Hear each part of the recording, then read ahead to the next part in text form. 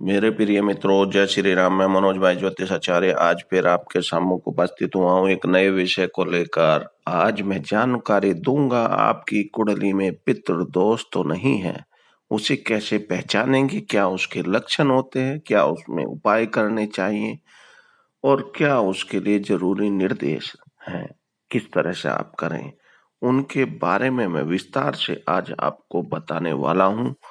आप मेरी वीडियो के साथ शुरू से आखिर तक बने रहें, क्योंकि आप सभी जानते हैं हमारे पूर्वज मृत्यु के उपरांत पितृ की संज्ञा प्राप्त करते हैं। पितृ हमारे और देवता के बीच की कड़ी होते हैं। अगर वे प्रसन्न होते हैं तो जब तक सुखी जीवन जीता है, अगर किसी कारण से वे अप्रसन्न हो जाते हैं तो मनुष्य को कष्ट झेलने पड़ते हैं। पितृ या तो मोक्ष को प्राप्त करते हैं या पृथ्वी लोक पर पुनः जन्म ले लेते हैं। यदि परिवार के सभी पितरों का पुनर्जन्म या मोक्ष हो गया हो तो कुछ समय के लिए परिवार के कोई पितर नहीं होते। अंत है, परिजनों को चाहिए कि जब तक वे पृथ्वी लोक में हैं, जब तक तर्पण आदि से उनकी सेवा जरूर करें। साथ ही पितृदोष अपने कर्मों के कारण न हो करके माता पिता के या पूर्वजों के कर्मों के कारण होते हैं। यह जातक की कुंडली में दोष विद्यमान होता है, जबकि कर्म जन्म के बाद ही बनते हैं। पितृदोष ऐसा है दोष है जिसका कारण समझ में नहीं आता। जन्म पत्री में शुभ दशा के योग होने पर भी जातक को शुभ फल प्राप्त नहीं होते। घर में कलह, अशांति और धन की कमी और बीमारी लगी रहती है। विवाह में अड़चन आती है। जब भी किसी प्रकार की समस्या बार बार आती है तो आपको कारण नजर नहीं आता। कई बार पुत्र जन्म या संतान प्राप्ति में भी दिक्कत आती है पितरों के कारण। तो ऐसे में पितृदोष की शांति करवानी आपको चाहिए। अब मैं आपको सबसे पहले इन सारी बातों को बताऊं, उससे पहले मैं आपसे कहना चाहूंगा कि मेरे मित्रों दोस्तों, आप मेरी वीडियो के साथ शुरू से आखिर तक जरूर बने रहें, जिससे आपको पूर्ण जानकारी मिल सके और आप लाभ उठा सके। साथ ही जिन लोगों ने अभी तक मेरे चैनल को सब्सक्राइब नहीं किया है, उन लोगों से मैं कहना चाहूंगा कि मेरी वीडियो के साथ शुरू से आखिर तक जरूर बने रहें। और साथ ही मेरे चैनल को अगर आपको लगता है सब्सक्राइब करने से कोई नुकसान नहीं हो रहा, तो मेरे चैनल को आज सब्सक्राइब और बेल आइकन भी दबाएं, जिससे आपको नोटिफिकेशन के रूप में सभी जानकारियां मिलती रहेंगी। साथ ही वीडियो अच्छी लगने पर दूसरों को भी शेयर करें, जिससे वो भी लाभ उठा सके और अपने जीवन को सफल बना सके। अब मैं बताता हूं पितृदोष के लक्षण क्या है। पहली बात, परिवार में आकस्मिक निधन या दुर्घटनाओं का होना। दूसरा, बीमारी होना और लंबे समय तक चलना।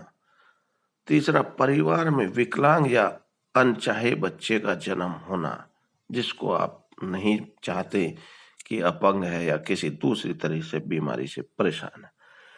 चौथी बात, बच्चों द्वारा असमान व प्रताड़ना का व्यवहार करना। पांचवी बात, गर्भ धारण न होना, यानी बच्चे पैदा न होना परिवार में। परिवार के किसी सदस्य का विवाह न होना, उसमें भी अड़चन डालते हैं। बुरी आदतों की लत लग जाना और परिवार में किसी बात को लेकर झगड़ा होना। इन सभी बातों को आपको ध्यान में रखना है अगर ऐसे लक्षण बनते हैं। इसके अलावा अन्य भी लक्षण हैं जिनको मैं विस्तार से बताऊंगा तो और वीडियो बहुत लंबी हो जाएगी। मैंने मेन बातें आपको बताई। अब मैं बताता हूं पितृदोष को दूर करने के लिए कौन से उपाय आपको करने चाहिए।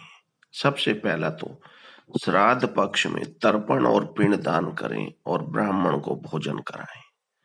दूसरी बात, मृत्यु तिथि नहीं मालूम है अगर किसी की आपको कि वो किस तिथि को एक्सपायर हुए हैं, क्योंकि श्राद्ध के टाइम पर हिंदू कैलेंडर के हिसाब से 81 82 जैसे होती है, पड़वा, दोज, तीज, उसको मान्यता दी जाती है। उसके हिसाब से अगर आपको तिथि मालूम नहीं है तो श्राद्ध पक्ष में की अमावस्या के दिन उनके नाम का तर्पण करें सबसे पहले, उसके बाद ही अमावस्या की पूजा करें। दूसरी, पहले उनको विदा करें।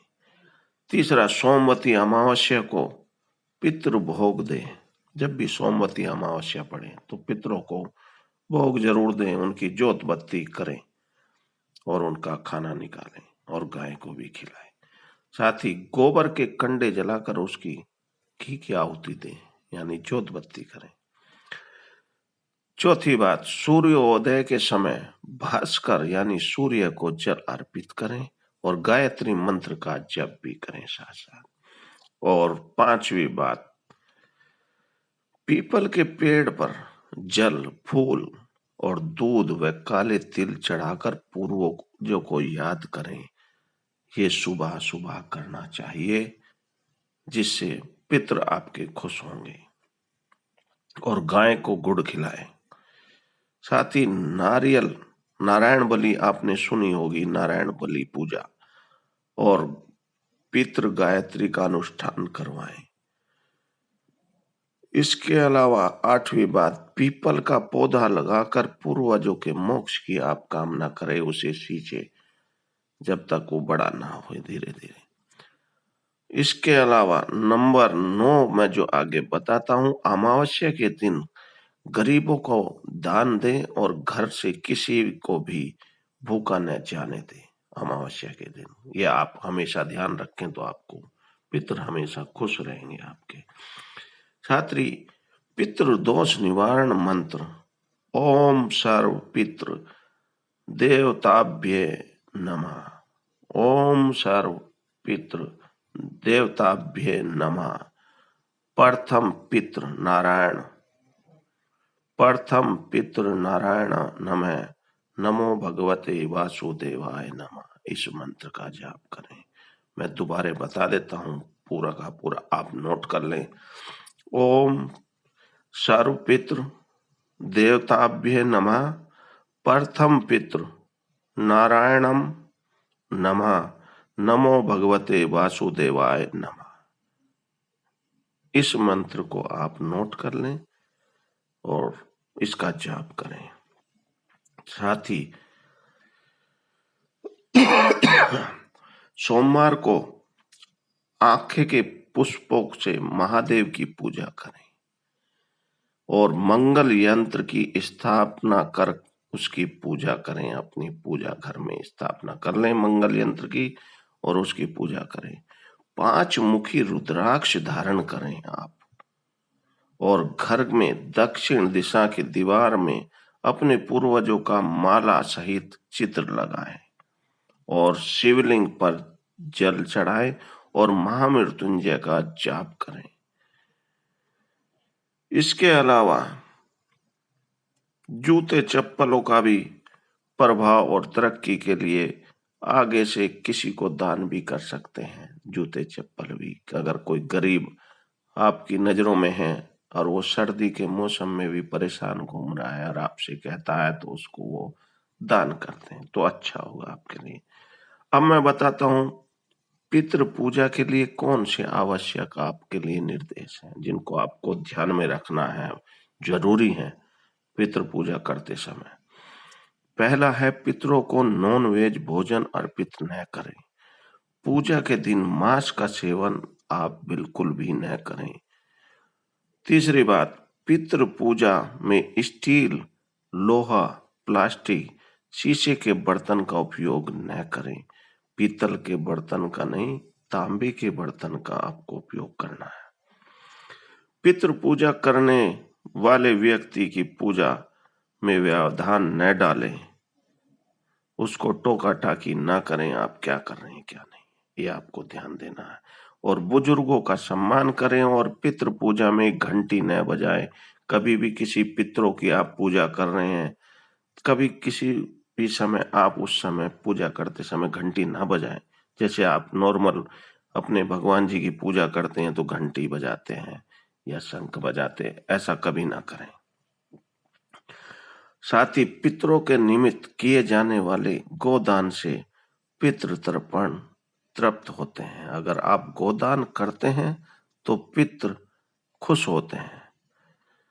सातवीं बात और रखनी है, पितृ कर्म हेतु वर्ष में 12 मृत्यु तिथि होती है। अमावस्या, पूर्णिमा और संक्रांति, वैधति योग और एकादशी व श्राद्ध के 15 दिन मिलाकर 99 दिन होते हैं। इनको आपको ध्यान में रखना है। इनमें आप कभी भी पूजा करें तो आपको पितरों से शांति मिलेगी और आपकी समस्याओं का समाधान होगा। तो मेरे मित्रों, दोस्तों, मैंने आज आपको जानकारी दी है पितृदोष के क्या लक्षण होते हैं, क्या होता है, उपाय और पितृ पूजा के लिए जरूरी कैसे सावधानी रखनी चाहिए आपको। मेरे विचार से सारी बातें आपको समझ में आ गई होंगी। फिर भी अगर कोई मन में प्रश्न हो तो पूछ सकते हैं। उसके लिए जो भी आपका प्रश्न होगा उसको आप मेरे चैनल के कमेंट बॉक्स में लिख कर भेज दें। मैं आपका प्रश्न देखकर उसका उत्तर आपको जरूर दूंगा, उसकी समस्या का समाधान करूंगा। साथ ही लास्ट में मैं फिर आपसे कहना चाहूंगा कि आज मेरे चैनल को सब्सक्राइब और बेल आइकन दबाना न भूलें। साथ ही वीडियो अच्छी लगने पर दूसरों को भी शेयर करें। कल फिर मैं एक नए विषय को लेकर आऊंगा और आपको जानकारी दूंगा। इन्हीं सभी बातों के साथ अपनी वाणी को विराम देता हूं। जय श्री राम।